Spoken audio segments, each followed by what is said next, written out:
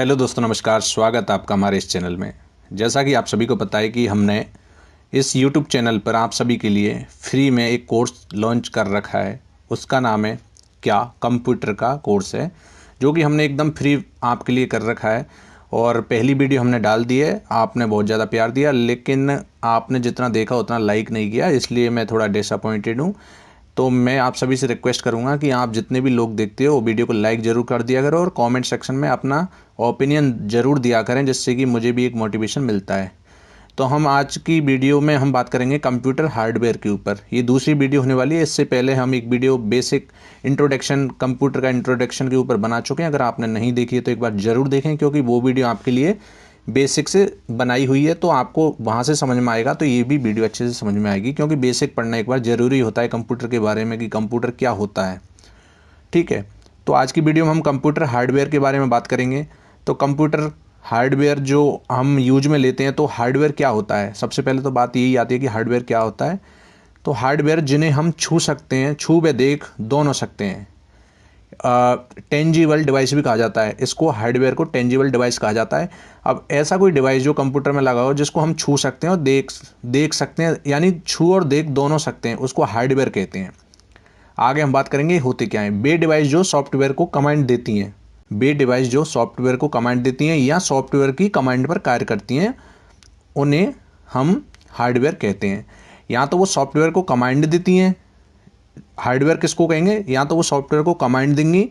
और सॉफ्टवेयर क्या होता है जिनको हम देख तो सकते हैं लेकिन छू नहीं सकते, या सॉफ्टवेयर की कमांड पर कार्य करती है। ठीक है, दोनों में अंतर समझ में आ गया होगा। अब हार्डवेयर किस तरीके के होते हैं, तो हार्डवेयर एक तो इनपुट डिवाइसेस को हम हार्डवेयर कहते हैं, एक प्रोसेसिंग होती है उसको भी हार्डवेयर कहते हैं, स्टोरेज डिवाइस, रैम वगैरह जिनको हम छू सकते हैं और देख भी सकते हैं। आउटपुट डिवाइस, आउटपुट में बहुत सारी हम बात करेंगे, वो भी डिवाइस हार्डवेयर में आती हैं। कम्युनिकेशन डिवाइसेस, ये भी किस में आएंगी, हार्डवेयर के अंदर आएंगे। ठीक है, अब हम बात कर लेते हैं सबसे पहले कि इनपुट डिवाइसेस पढ़ेंगे। तो इनपुट क्या होता है, सबसे पहले हम बात कर लेते हैं।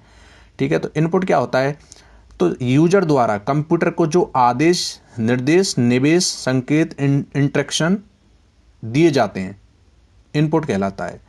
एक ही लाइन आएगी वहाँ पर, या तो आदेश आएगा क्वेश्चन में, या फिर निर्देश आएगा, या निवेश आएगा, या संकेत आएगा। यूजर द्वारा कंप्यूटर को जो आदेश या निर्देश या निवेश या संकेत, इंस्ट्रक्शन दिए जाते हैं, उन्हें क्या कहते हैं, हम इनपुट कहलाता है। ठीक है, अब बात कर लेते हैं कि इनपुट वह संकेत होते हैं जो बाहरी से कंप्यूटर को प्राप्त होते हैं। अब मैं आप सभी को समझा देता हूं कि उपयोगकर्ता को कंप्यूटर से बात करने के लिए इनपुट डिवाइस की आवश्यकता होती है। अब जैसे हम कंप्यूटर से बात करेंगे, यानी हम कुछ भी काम करेंगे, तो किसकी आवश्यकता होगी, इनपुट डिवाइसेस की। हम किसका सहारा लेंगे, कंप्यूटर से बात करने के लिए। जैसे आपने अपने वाले से उससे बात की, तो आपने जैसे सहेली का सहारा लिया था ना, उसकी सहेली का, ऐसे ही हम कंप्यूटर से बात करेंगे तो हमें इनपुट डिवाइस की सहायता लेनी पड़ेगी।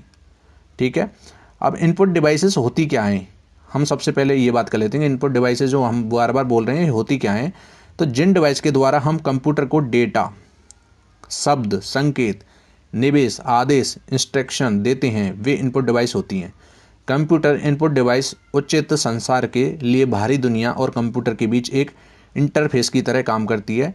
यह उपयोगकर्ता को कंप्यूटर पर डेटा, सूचना भेजने में सक्षम बनाता है। ठीक है, ये आपको ये पैराग्राफ समझ में आ गया होगा। अब मोटा मोटा हम इसका डिटेल ना जाके मोटा मोटा बात कर लेते हैं कि इनपुट डिवाइस पेरिफेरल डिवाइस का एक भाग है। जो इनपुट डिवाइस है वो पेरिफेरल डिवाइस का एक भाग है। दो तरीके की डिवाइस होती हैं, इनपुट, आउटपुट, एक और तीसरी होती है पेरिफेरल, हम आगे पढ़ेंगे इसी में। तो इनपुट डिवाइस को पेरिफेरल डिवाइस नहीं कहा जा सकता। जो इनपुट डिवाइस है उसको पेरिफेरल डिवाइस नहीं कहा जा सकता, लेकिन इनपुट डिवाइस पेरिफेरल डिवाइस का एक भाग है, ये पॉइंट। ठीक है, अब इनपुट डिवाइस यूजर डेटा को स्वीकार करता है। जो इनपुट डिवाइस है वो यूजर डेटा, जो यूजर डेटा देता है उसको स्वीकार करता है। ठीक है, अब इनपुट डिवाइस कंप्यूटर के डेटा प्राप्त करने में मदद करते हैं। जो इनपुट डिवाइस होते हैं वो कंप्यूटर के डेटा प्राप्त करने में मदद करते हैं।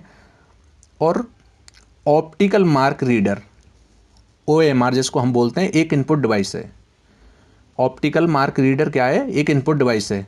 अब हम बहुत सारी इनपुट डिवाइस पढ़ेंगे, जो मैं आपके सामने ये 18 इनपुट डिवाइस लेके आया हूँ।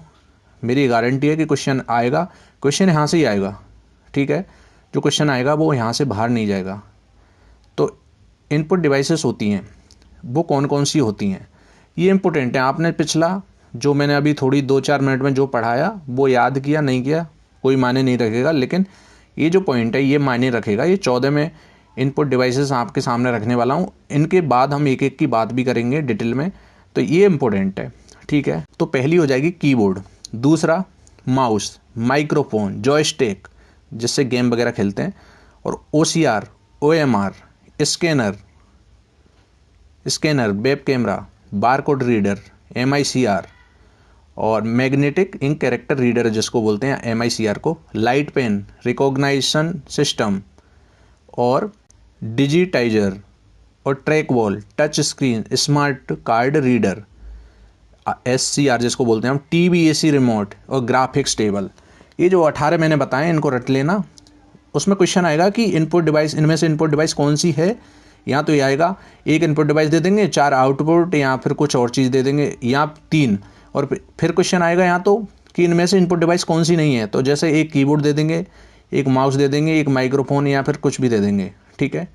अब मैं आप सभी को बता दूं कि जो इनपुट डिवाइस में सबसे ज़्यादा यूज होने वाली इनपुट डिवाइस कौन सी है कंप्यूटर के अंदर, तो कौन सी है, वो कीबोर्ड है। ये क्वेश्चन आया था SSC CGL 2023 के अंदर आया था, ऐसे 23 नहीं, हाँ 23 आया था, 24 नहीं 23 के अंदर, 6 मार्च 2023 में जो SSC CGL का एग्जाम हुआ था उसमें पूछा था कि कंप्यूटर के अंदर सबसे ज़्यादा यूज होने वाली, उपयोग होने वाली इनपुट डिवाइस कौन सी है, तो वो कीबोर्ड है। और उसके बाद माउस। अगर दोनों आ जाएं ऑप्शन में, ऑप्शन ऐसा आ जाए कि एक ऑप्शन के अंदर आ जाए कीबोर्ड, दूसरे के अंदर जा रहा माउस, और तीसरा ऑप्शन हो A and B बोथ, तो आप बोथ पे आंसर लगाना, क्योंकि दोनों ही काफ़ी ज़्यादा यूज होती हैं। और ऐसा भी क्वेश्चन आ जाए जिसमें कीबोर्ड ऑप्शन भी ना हो तो हम माउस पे टिक करेंगे, ठीक है। और अगर दोनों हो तो कीबोर्ड पे, और अगर बोथ वाला ऑप्शन C हो तो हम C पे टिक कर देंगे, ठीक है। ये 18 मैंने आपको इनपुट डिवाइस बता दी, इनको रट लेना आप। और हम एक एक की अब बात कर लेते हैं, जो भी मैंने बताई हैं इंपॉर्टेंट है। वो कीबोर्ड को हिंदी में कुंजी पटल कहते हैं, ठीक है। हिंदी मीडियम के लिए इंपॉर्टेंट है कि कीबोर्ड को क्या कहेंगे हम, कुंजी पटल। अब स्टैंडर्ड जो कीबोर्ड होता है जिसको हम यूज करते हैं, जो मानक कीबोर्ड जिसको हम बोलते हैं, वो 104 बटन होते हैं, और जो मल्टीमीडिया कीबोर्ड होता है उसमें फिक्स नहीं है, क्योंकि आजकल आपने देखा होगा कि 120 भी बटन आ रहे हैं, 110 भी आ रहे हैं, और जो छोटे छोटे कंप्यूटर होते हैं उनमें कम भी बटन दिए हैं। तो लेकिन जो एक स्टैंडर्ड है कीबोर्ड है उसमें 104 बटन होते हैं, ठीक है। ये भी चीज़ आपको समझ में आ गई होगी। कंप्यूटर में अक्षर, नंबर, सिंबल आदि जानकारी लिखने के लिए या की दबाकर कुछ डेटा इनपुट या लिखने के लिए कीबोर्ड का प्रयोग किया जाता है। ये तो आप सभी को पता ही है, कीबोर्ड के बिना कुछ भी नहीं है। कीबोर्ड में USB पार्ट का प्रयोग किया जाता है। कीबोर्ड में जो हम कीबोर्ड में जैसे कि जो चार्जर वाली USB होती है ना, कंप्यूटर से कीबोर्ड को जोड़ने के लिए USB पोर्ट, सॉरी पार्ट नहीं है, पोर्ट है, USB पोर्ट का प्रयोग किया जाता है, यूज किया जाता है, ठीक है।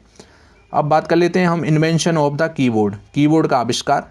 हम सबसे पहले ये तो पढ़ लेते हैं कीबोर्ड किसने दिया था, तो क्रिस्टोफर लेथम सोलेज ने ये कीबोर्ड दिया था, जो उसका आविष्कार किया था। अब जो हमारे सामने जो कीबोर्ड होता है, बटन होते हैं बहुत सारे, उसमें जो अल्फ़ाबेटिकल कीज होती हैं जो A से Z तक, वो कितनी होंगी, वो 26 होंगी। आप सभी को पता है कि अल्फ़ाबेटिकल जो ABCD होती हैं वो 26 होती हैं, टोटल 26। तो अल्फ़ाबेटिकल कीज एक कीबोर्ड के अंदर, सिंपल क्वेश्चन बन जाता है कि कीबोर्ड के अंदर अल्फ़ाबेटिकल कीज कितनी होती हैं। तो जिसने नहीं पढ़ा उसके लिए तो अजीब सा क्वेश्चन लगेगा, लेकिन जिसने पढ़ रखा है उसके लिए सिंपल सा है कि 26 होती है। और फंक्शन की जो कितनी होती हैं, 12 होती हैं। वो F1 से स्टार्ट होती हैं, F12 तक जाती हैं, तो कितनी होती हैं, 12 होती हैं। क्वेश्चन आ जाएगा कि कीबोर्ड के अंदर F5 जो होता है उसमें F का मतलब क्या है, तो आप बता दोगे कि फंक्शन।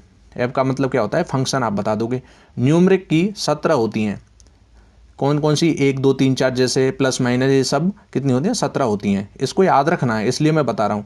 यहाँ से क्वेश्चन बनेंगे। जब हम क्वेश्चन लाएंगे ना यूट्यूब पर, बहुत सारे हज़ारों क्वेश्चन करा देंगे हम 20-25 वीडियो के अंदर। तो जैसे ये 20-30 वीडियो में कंप्लीट हो जाएगा, उसके बाद हम क्वेश्चन कराएंगे बहुत सारे।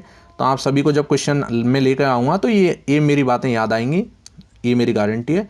क्योंकि अगर आप यहाँ से कंसेप्ट क्लियर करते चलोगे तो आपको आगे दिक्कत नहीं आएगी।